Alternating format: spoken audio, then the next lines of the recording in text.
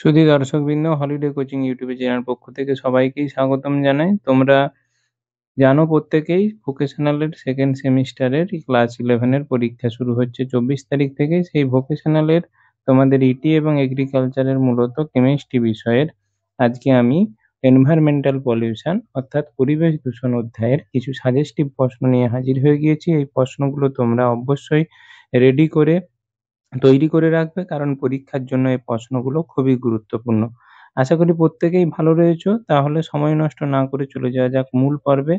তোমরা যারা চ্যানেলটি সাবস্ক্রাইব করে রাখোনি অবশ্যই তাদেরকে বলবো চ্যানেলটি সাবস্ক্রাইব করে পাশে থাকা বেল নোটিফিকেশনটা অন করতে ভুলবে না, কারণ নিত্য নতুন আপডেট তোমাদের আর কিছুদিনের মধ্যেই পরীক্ষা, যেহেতু সমস্ত অধ্যায়ের তোমাদের প্রশ্ন নিয়ে আমি হাজির হব এবং শেষে তোমাদের জন্য কিছু সাজেস্টিভ একেবারে 35 নাম্বারের হুবাহু প্রশ্ন তোমাদের সামনে উপস্থাপন করব। এই জন্য অবশ্যই চ্যানেলটি সাবস্ক্রাইব করে পাশে থাকা বেল আইকনটি প্রেস করতে ভুলবে না, বন্ধুদেরকে শেয়ার করে জানিয়ে দিতে ভুলবে না।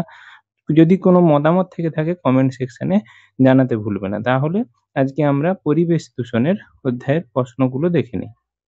পরিবেশ দূষণ অধ্যায়ের যে প্রশ্নগুলো তোমাদের সামনে উপস্থাপন করছি সেগুলো একের দাগের প্রশ্ন হলো, পরিবেশ দূষণ কাকে বলে? পরিবেশ দূষণের কারণগুলি লেখো। 2 এর দাগের প্রশ্ন, প্রাথমিক ও গৌণ বায়ু দূষক কাকে বলে? উদাহরণ দাও। সূক্ষ্ম কণাজনিত যে দূষণ হয় উদাহরণ সহযোগে ব্যাখ্যা করো।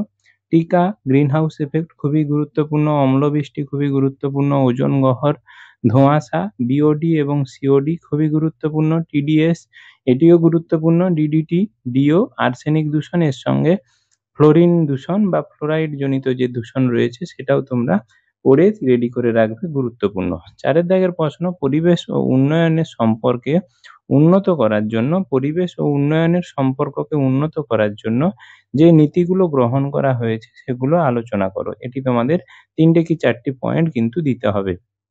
5 এর প্রশ্ন, সম্পদ ব্যবহার ও সুরক্ষার উপর নীতিগুলো আলোচনা করো। 6 এর প্রশ্ন, ব্লু বেবি অসুখ কি কি কারণে ইহা হয়?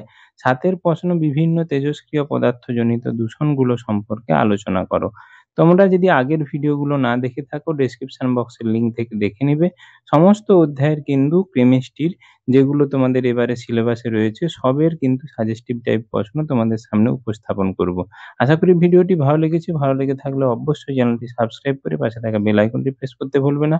ধন্যবাদ, নমস্কার।